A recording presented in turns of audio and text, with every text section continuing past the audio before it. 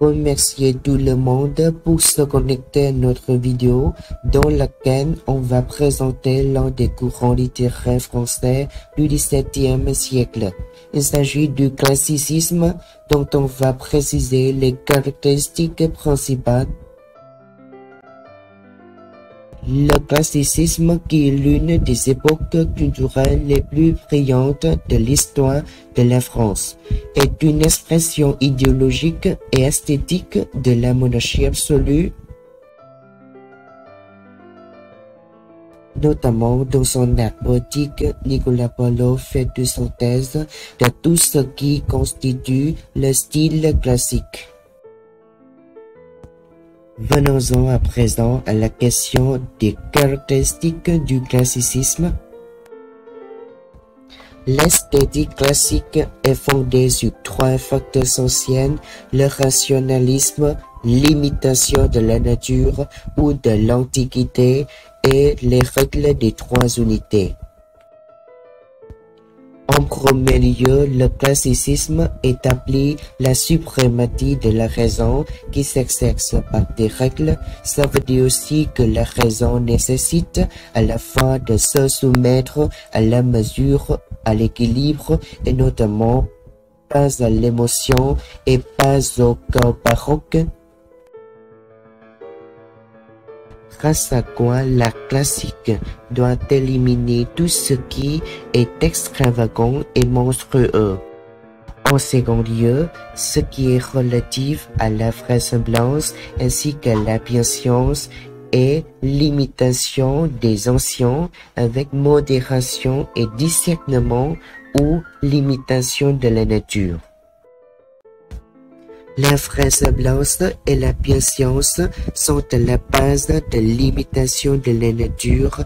La vraisemblance n'est ni le réel ni le possible, c'est ce qu'on peut lui donner. Une élite juge être vraisemblable par sa raison.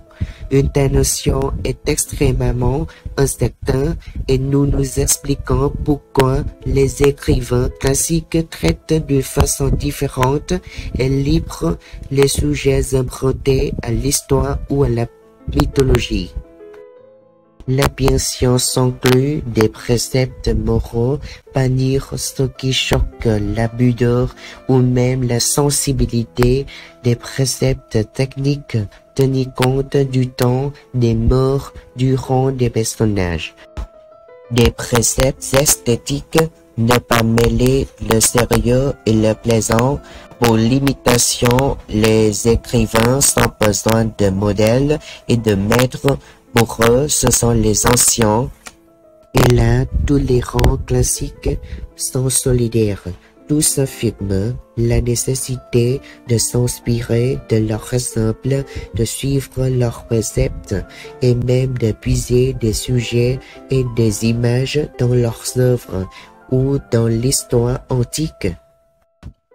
Les grands auteurs de l'époque, Corneille, Racine, Molière et La Fontaine, par exemple, s'inspirent des autres de l'Antiquité grecque et romaine. Ils considèrent que ces auteurs sont des modèles à suivre, tant pour la beauté de leur style que pour la profondeur des sujets traités. Enfin, on va parler des règles des trois unités. Vous voyez, l'esprit classique a aussi le goût de l'équilibre, de la mesure, de l'ordre, de la raison et un souci d'efficacité, d'où découle le principe d'unité que résume Paulo dans deux vers célèbres de son art poétique. Il s'agit des règles des trois unités, temps, lieu, action. Pour être plus précis, on va définir chaque unité. Premièrement, l'unité d'action évite la dispersion et l'anecdotique en renforçant la cohérence. Deuxièmement, l'unité de temps resserre l'action et la rapproche du temps de la représentation.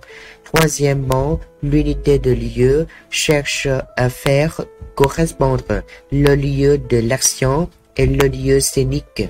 Il s'agira donc d'un lieu accessible à tous les personnages entrée, antichambre et salle du trône, etc.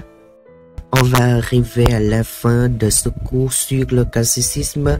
Donc, pour récapituler, le classicisme est né sous Louis XIV.